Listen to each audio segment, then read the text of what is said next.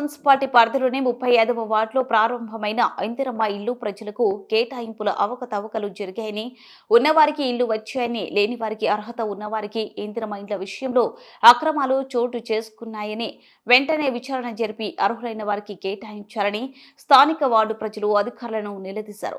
కొత్తగూడెం పట్టణంలో 35వ వార్డులో ప్రజలు ఎదుర్కొంటున్న సమస్యలపై, రేషన్ కార్డులో ఇందిరమ్మ ఇల్లు తదితర సమస్యలపై స్పష్టమైన హామీ ఇవ్వాలని, దరఖాస్తుదారులకు జవాబుదారీతనంగా రసీదులు ఇవ్వాలని సిపిఎం జిల్లా కమిటీ సభ్యులు భూక్య రమేష్ డిమాండ్ చేశారు.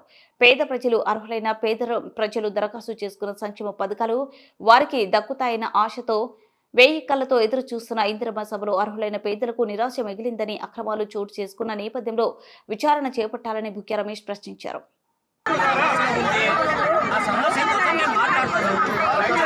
దయచేసి సమస్యని మనం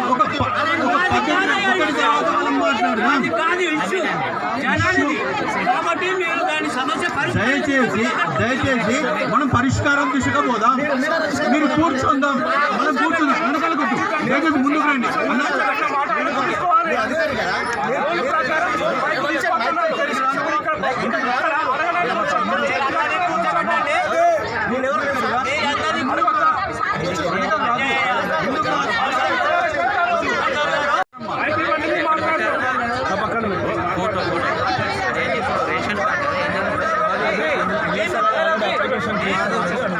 ఎందుకు దరఖాస్తు తీసుకోమని చెప్తున్నారు. ఇచ్చినటువంటి దరఖాస్తులకు రసీదులు ఇవ్వట్లేదు. గవర్నమెంట్ వాడు దరఖాస్తులు వేయలేదు. ఎందుకు వేయలేదు? కాబట్టి సార్ మేము అడుగుతున్నాము. వాళ్ళని కూడా తీసుకుంటే ఈ సమస్య ఇంతవరకు రాదు కదా. కమిటీలో వేసి నామమాత్రం చెప్పుకోడు.